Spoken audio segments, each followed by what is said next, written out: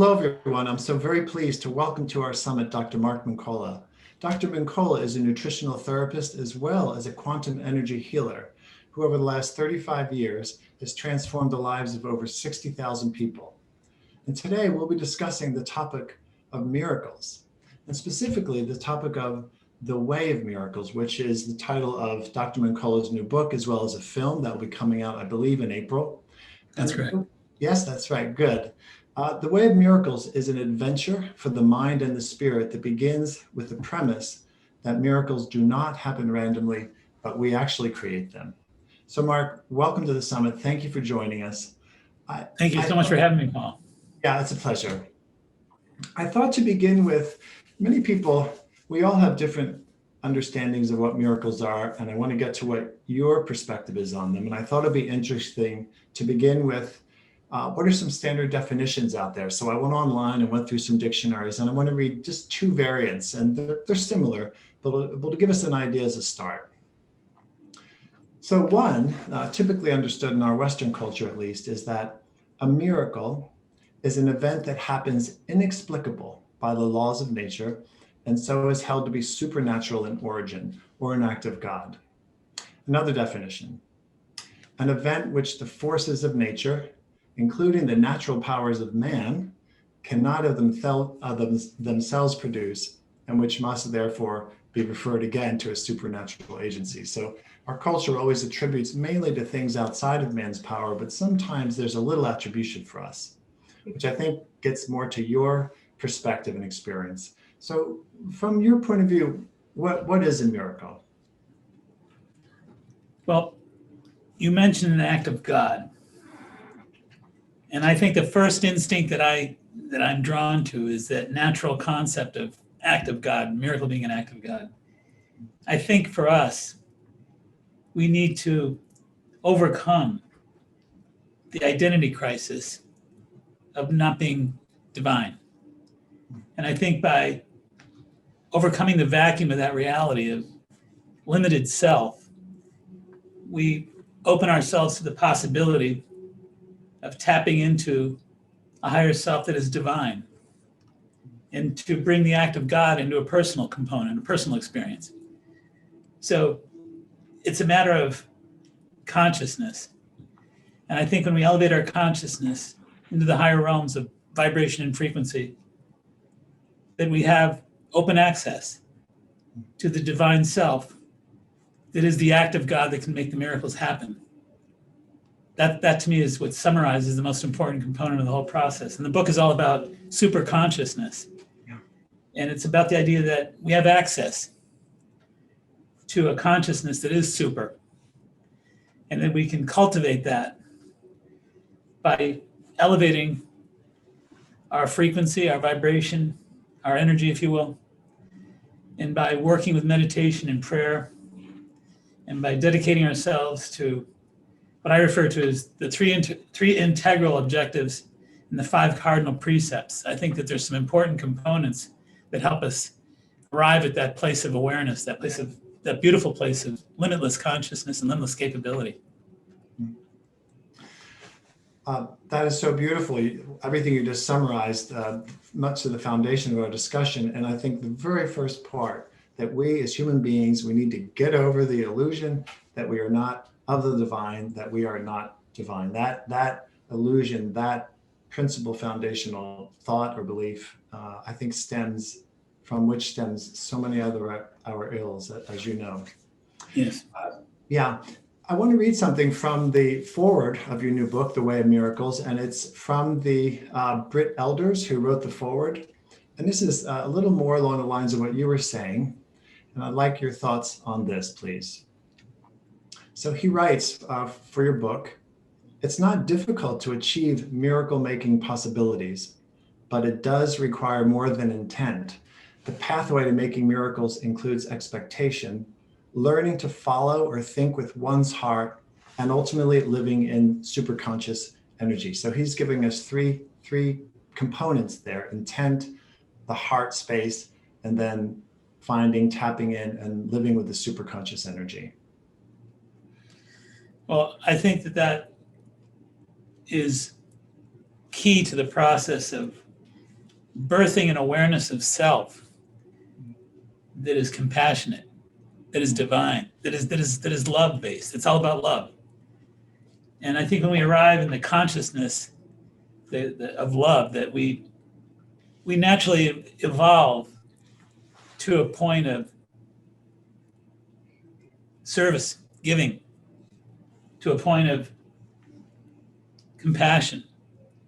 I think compassion, service, and giving are directly associated with our higher heart self, our more divine heart self. And to open up to the possibility that we can actually make a difference in the universe by simply having a compassionate heart of giving. Opens up everything. Thank you for that. How do we get there? How do people find their way? You know, there's so many approaches and beliefs, and people work hard to get to be living out of their heart and not so much out of their minds. As you know, in the West, we're such a mental people, and for many of us, it's hard to get out of this space and having this be the center and to live here. And those beautiful attributes you said, the compassion and service, naturally arise. And I just imagine what a different world we would have here if we all lived more from here and not the mind. Well, I believe that there's an act of awareness that comes from the realization of tenderness. We all have an association with different frequencies, different vibrations, different energies. And I think that there are energies that we've yet to tap into, primarily because, as you point out, our culture is drawn from a different perspective, a different area of thought. And we're more materially raised, obviously, more material programmed. And that's got a lot of beautiful aspects as well. I mean, there's a tremendous amount of stability, a tremendous amount of organization, tremendous amount of logic, tremendous amount of intellectual connection that's super important in that regard. But I think that we have another side to ourselves that we've yet to really fully blossom with. And that's the other component of being. You know, I say that the Hindus put it beautifully. I mean, there's a self called the Ahankara. The Ahankara is the material self, that the illusion of permanence is there. You know, so we tend to wake up every day and put the shoes on the same way and go through our typical day in a material fashion because of the cultural bias that we're raised with. And we sort of without saying anything, we assume that that's us. That's the real us, and we're that way forever. That's who we are eternally, and that's the illusion. You know, there's the Atman self, ATMAN, Atman, and Atman is just their true self, the real self, the permanent self, the eternal self. And I think the two are just so important to marry, to embrace as a whole. And I think that the Atman self, unlike the Ahankara self, the Atman is about conscious proaction. The Ahankara is unconscious reaction. So we tend to live in a zone of unconscious reaction, and to switch over the train tracks to conscious proaction, and to seek out the truth of self, to seek out the higher vibration of self. I think that's the important component to all this, is that there's a deeper, more compassionate, there's a deeper, more sensitive, a deeper, more limitless component to self that we have access to. And I say that I've written about it in the Way of Miracles, and there's three integral objectives. To realize our immortality is number one. To realize our immortality, that's number one. Number two, to eliminate our divine wisdom. Number three, to access our unlimited power. Just those three things, they're sequential in a sense rather.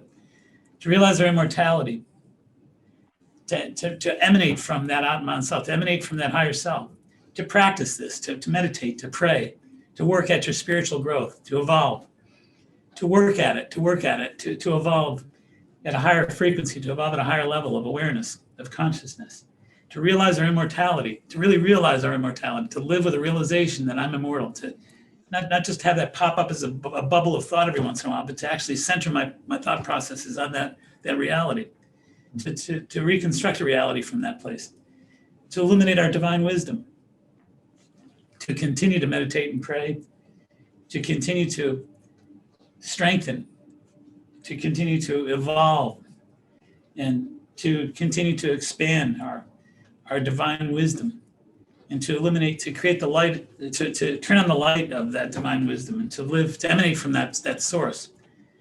And then that sets up number 3, to access our unlimited power. That's how we access our unlimited power.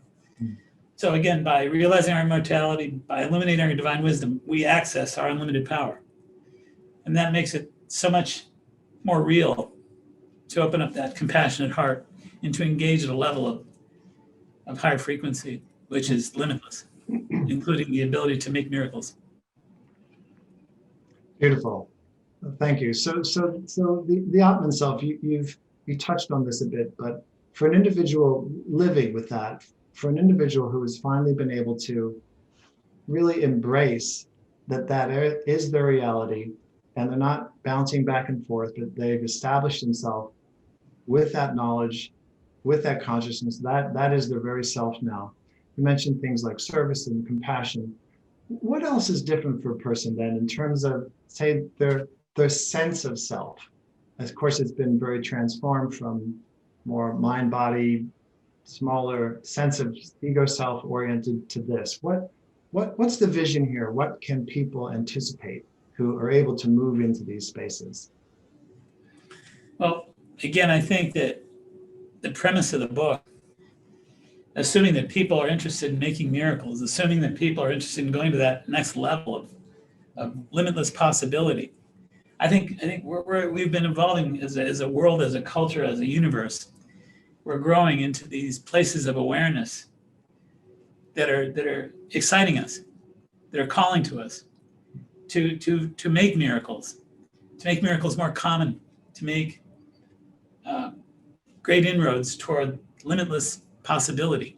Everybody's interested in limitless possibility, tremendously so. But I think they need to know that there are ways to actually make that a reality. There are ways to cultivate that, to make that happen. And I think the most important one is what you're referring to right now, which is I'd say to emanate from source, to emanate from source. What do I mean by that? I mean, for all intents and purposes, there's an ego personality self, and there's a soul, a source. Our soul is our eternal source, and it never stops. It has no limitations. It's expansive to the infinite. And so to emanate from that place is to suggest that we can drop down our focal point, our conscious focus to a deeper center within our being, and to emanate from that place, to project self from source, and to practice that, and to keep working at that, and to keep thinking about that, and to keep developing a constant awareness of it. And, as opposed to just kind of arriving at that place during my meditation only, arrive at that place during my special prayers only, or something like that. I think it's a matter of living in that place, striving to emanate from that place permanently. Well, you mentioned one of the routes for that is of the heart, and having a tenderness of the heart is what you said. You also note we need to reframe our thoughts. So how can we effectively and in a prolonged fashion that's fruitful reframe our thoughts so we can move into these spaces and really begin to create miracles in our lives? Well, again, I think as I started off saying, overcoming the vacuum of the reality that we've been stifled by, and to overcome the illusion of self, and to know that there is a way of things, as the Taoists call it. The Taoists refer to the way. There is a way of things. And even through the universe's chaos, there's still order. So to begin to identify with the universe in a hopeful way, and to see ourselves as part of the universe. And I always think back to when I was first thinking about these things. And I used to think of the universe as a separate thing, like a galaxy or something like that. And here I was, just this being who is living in a universe, like a place of identity, like a place of population or something like that, a place of reference that I was living in, I was a member of, I was a participant in, or something like that. Mm-hmm. And I've come to really realize in recent years that I am the universe. We are the universe. Yes. So the objective is to, again, redefine self as a source that is connected to the source, and that actually follows a way of things. That even when things aren't going the way we like them to happen, and even though when things are difficult for us, to have a sense of faith, trust, and appreciation in the process as being flawless, and beyond our ego perception about things and our desire to have things work a certain way, and our will, that there's always the divine will that's always playing out, and it's always perfect. It's absolutely perfect. To align ourselves with that is to transcend and transform. And that's when we, again, enter into the place where knowing the way of things, appreciating the way of things, we become part of the way that is the way to miracles. Beautiful. So a question, you're speaking of some of the ways we can get there. And in the Vedantic tradition, there were a couple of proponents, Sri Nisargadatta Maharaj, among others, Ramana Maharishi, spoke of using this very simple phrase, I am, and to repeat that and allow that to linger in the mind in an earnest way. They felt it was very healing for the mind, and to help the mind kind of surrender more back to its truer identity as this expanded superconsciousness. What do you think of that approach for people to also include in their activity? Well, in one of my previous books, there's a book that I wrote entitled Whole Health. And in Whole Health, I talked about the spiritual term. I am that I am. I am that I am. And I decided one day through a meditation that I was affected by that phrase in a way that was most unusual.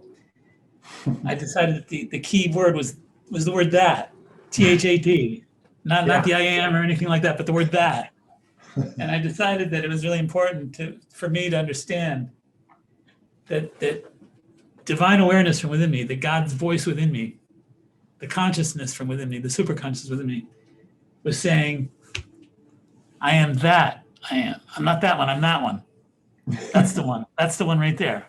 Yeah. So the word that really got my attention, and I decided that it's become really important for me to not make that common mistake of thinking that I was that I am. I'm that I am right there. That's the one I am. So that kind of changed my whole approach to this process of unfoldment, personal unfoldment.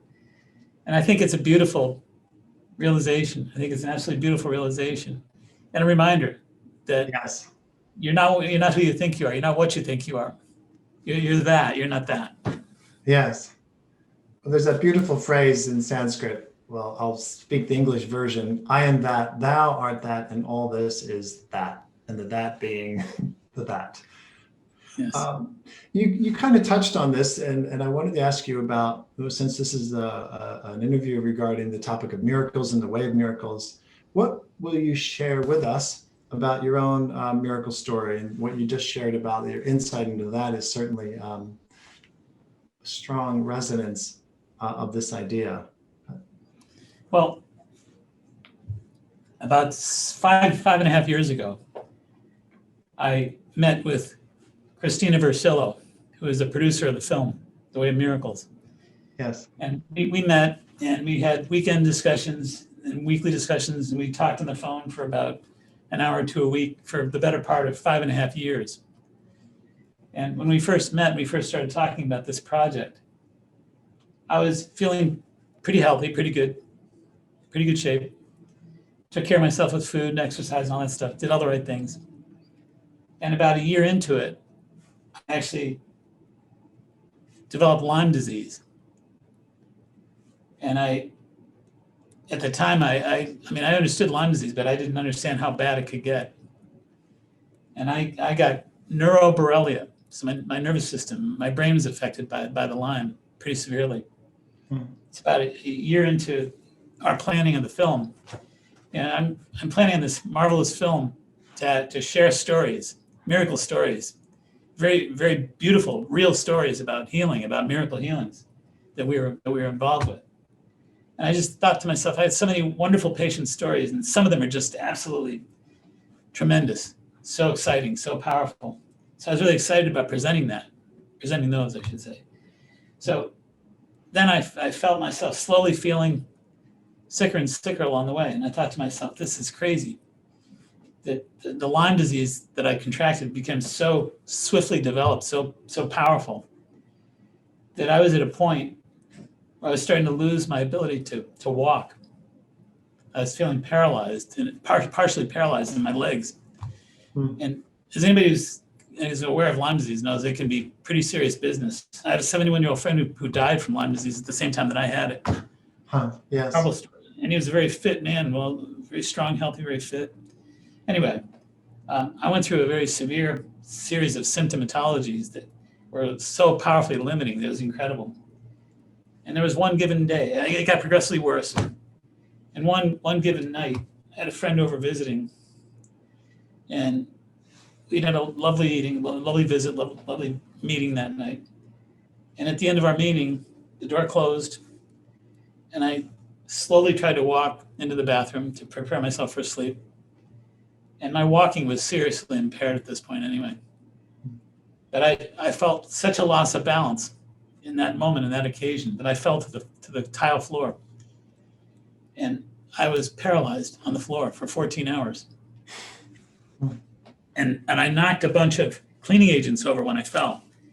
And I couldn't move my head, and I was swallowing the cleaning agents, and they were in my nose and in my mouth, and I was feeling really sick about that, physically ill by that.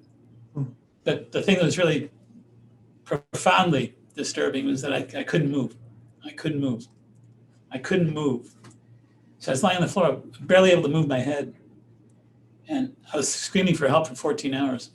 Nobody heard me. So 14 hours later,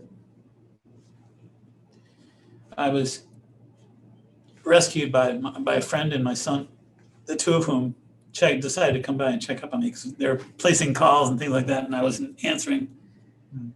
So my son lifted me up off the floor and carried me to bed, but I was like total dead weight. And I was pretty much paralyzed in bed for a week. I had to be carried to the bathroom and all that. And I decided that it was time to go to the hospital. So I went to the hospital, was completely checked out, A to Z, soup to nuts. They did everything humanly possible to find out what was wrong with me. And it was just, I had very serious impairment. I wasn't able to move, like I said, at all. I was totally paralyzed for a better part of 2 weeks. And during this experience, being on the floor for 14 hours, I had more spiritual awareness moving through me. I had so many powerful visions, so many powerful thoughts, so many incredible. I mean, when you see your life like that before your eyes and you're thinking you're never going to walk again, it has a way of getting your spiritual attention, but I mean profoundly. And I thought to myself, how incredible it is that I put together this film about miracle healings. Yeah, and here I'm going through a life-threatening experience in the middle of it on a cold tile floor. I said, this is just too crazy to be true. So long story short is I went through intensive hospitalization, and I started to get my walking back a little bit, and I got out of the hospital, and I went to rehab, did a lot of rehabbing and all that kind of stuff, occupational rehab, physical rehab, and I slowly got my walking back and everything else. But I mean, I took natural medicines, I took antibiotics, I did everything humanly possible to beat this Lyme disease. And I still have little tweaks of Lyme disease to this day. But at the time, it just was such a powerful awakening to myself. And the most powerful part of it was the healing that I went through.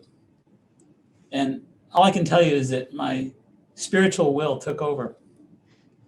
And I truly believe that my healing was a miracle healing in the middle of filming a film and a book about miracle healings.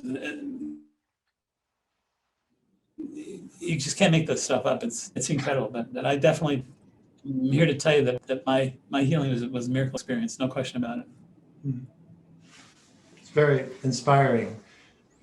You basically were able to transmute an illness you had as a result of these spiritual, I mean, certainly you're sharing too, you use the standard medical system, but the deep spiritual consciousness experiences you had through that time and the will that you were able to derive from that is what led you through that to this. That's exactly correct. That's exactly right. That's exactly right. Do you have any insight? Why did you have such an intensive spiritual experience there on the floor and for those days and at least more than a week through that time? The spiritual experiences, consciousness, the something else took over is the way you spoke about it. Well, again, I have trust and faith in the way of things, and I believe in the universe, and I felt that it was happening for a reason. I felt that it was happening as part of the total reason of what my realization about miracle healing was all about at that point in my life. So the fact that I was learning about miracle healing, I was learning about miracles, I was learning about transcendence, I was learning about transformation, I was about unlimited power, I was about the expansion of possibilities, the infinite expansion of possibilities, and I truly believe that the universe moved me through that experience as part of the total learning curve, as part of the total learning process. Mm-hmm. And I mean, the timing is just too amazing to be consequential. It was for real, and it was a powerful lesson for me to embrace surrender. The first thing I embraced, because I didn't think I was ever going to walk again. I mean, I truly didn't. In fact, they said the same thing. They told me in the hospital they didn't think I was ever going to walk again. And so at that point in time, surrender was number one. I mean, I said, I just have to let go. And I remember thinking to myself, and I told a good friend one night when she visited me in the hospital, I said, if I have to sit in a wheelchair to present this book and this film, so be it, I'll do that. Yeah. But I mean, I was ready for whatever happened. I was totally surrendered, and I was just filled with grace. I had such incredible grace at the time. So I learned about grace, I learned about surrender, I learned about a lot.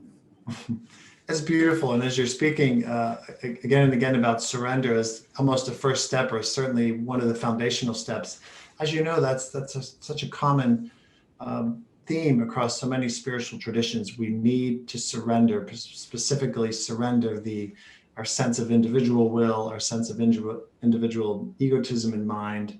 And once that surrender process begins, then we can begin to have access to these other parts of our inheritance, so to speak. Beautifully said. Absolutely true. I mean, it's all about wholeness, to live in accord with the whole and to know that the darkness exists in perfect mutual compatibility with the light.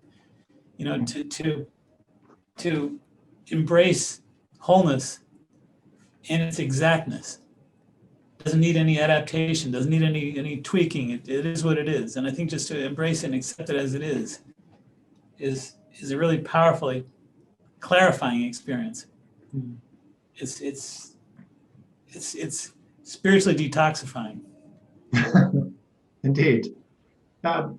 Question. So you've worked with 60,000 some people all over the world for many, many years, and helping them move from these places they have been existing into a different consciousness, allowing them then to begin to create the miracles in their lives. Is it always easy for people to begin to embrace that when they start encountering their own, we could say, larger self, larger reality, their truer identity? Or is it kind of easy? They just recognize it and they keep going? Are there any transition points there, something we should speak about for people to know? I believe that it's as easy as we're willing to eliminate the concept of struggle from our lives. And I think that I can speak for myself. I mean, I know that one of the things I did come to grips with on that bathroom floor in a 14-hour period was elimination of struggle. I think surrender surrender brings peace, and peace opens the door to wholeness. So to me, surrender, peace, and wholeness work together. And the only way that I could really make my peace with my experience was to completely surrender, was to completely disengage my will from the outcome. And I think that is as much as easy as it is for someone to eliminate struggle, the accessibility is always there, the door is always open, the universe is always waiting for you. And I just feel that, for me anyway, it was important to eliminate struggle. Elimination. Please go ahead. I think I used to believe in struggle, and it was unconscious. It wasn't part of my consciousness. It was part of my unconscious mind, and I sort of became programmed unconsciously to embrace and to believe in struggle, to be a byproduct of the surrender to struggle, the embrace of struggle. Yeah. And I just, on that bathroom floor, realized that it's a choice. And I don't have to do that. I don't have to go there. I didn't know why. I looked at it over the course of my life, over the past of my life. I said, why did I do that? Why did I embrace that?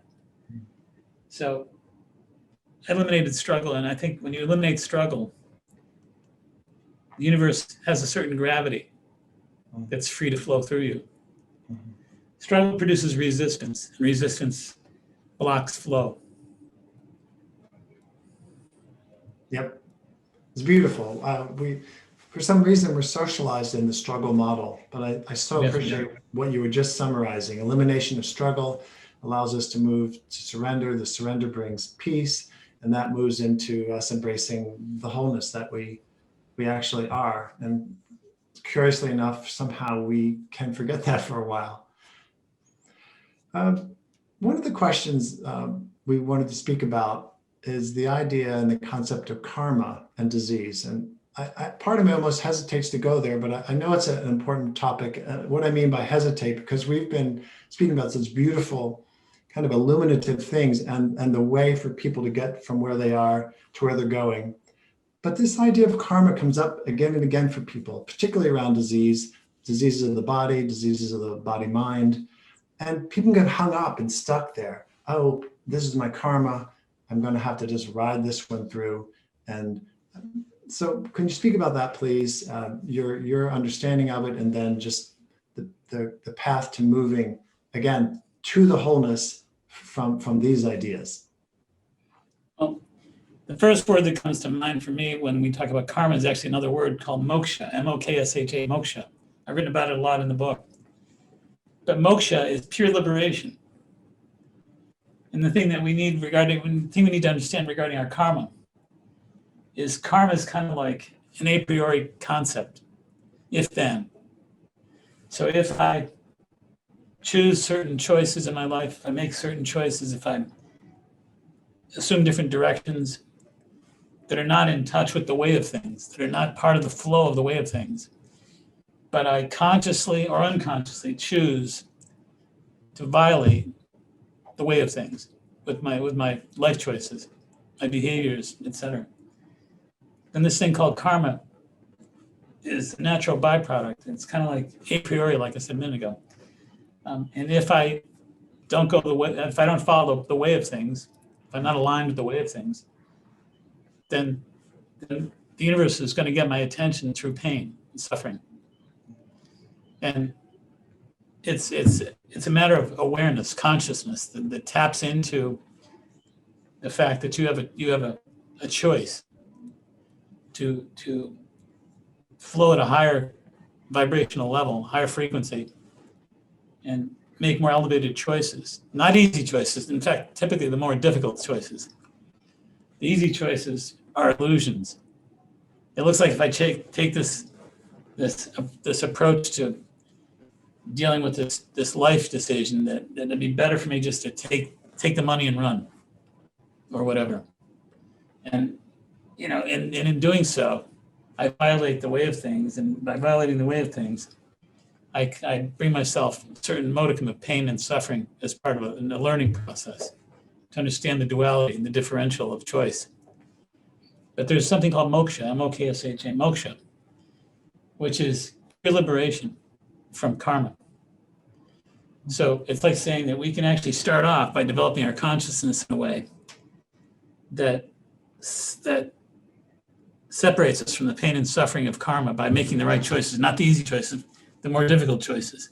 So I'm getting used to seeing this connection between making more difficult choices and feeling better as a result, making the more difficult choices and having more flow and less resistance in my life, making the more difficult choices and having less pain and suffering in my life, making the difficult choices, but they're righteous choices. I can feel it. I can feel it in my heart. So when your heart is being asked, your heart is saying, look, this is the right way. It's right living, as the Buddhists say. You're choosing the path of right living. And good things happen that way. And by not getting attracted into or sucked into the perhaps the more material, pleasing way, the way of attraction to things, superficial attraction to things, but making the spiritual choice, making the choice again that's evolved in consciousness and it's aligned with the way of things. That brings less pain and suffering. Then if we continue to meditate, pray, and to refine our spirit and increase our vibration and elevate our frequency, then we have the ability to invoke moksha, which is total liberation. So I think that it's evolutionary, it's spiritual evolutionary, it's transformational, it's growth, it's progress, it's coming up against these issues repeatedly and actually evolving through them through repetition. Several times you've used the phrases meditate and pray, meditate and pray.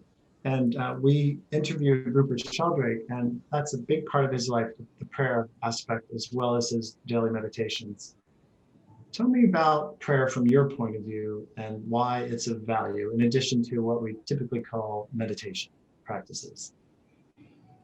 Well, as we started off talking about, overcoming the illusion of self. When we pray from true self.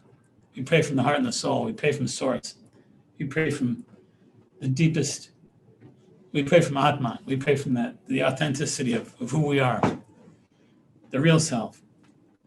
There's no illusion. There's no artificiality. There's the games are over when we pray from the heart. Yeah. So by praying from the heart, I think we overcome the illusion of self.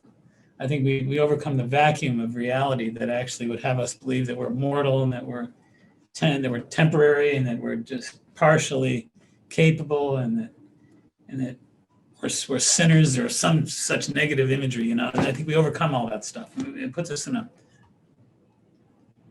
more of an Atman light, a brighter place.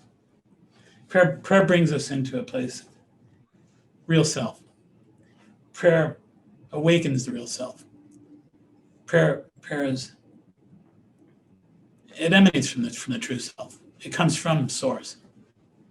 Prayer aligns us with source. Prayer makes it all real. Thank you for that too. I'm really appreciating all that you're saying. Question.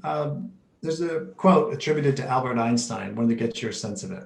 He said, there's only two ways to live your life. One, as though nothing is a miracle. The other is as though everything is a miracle.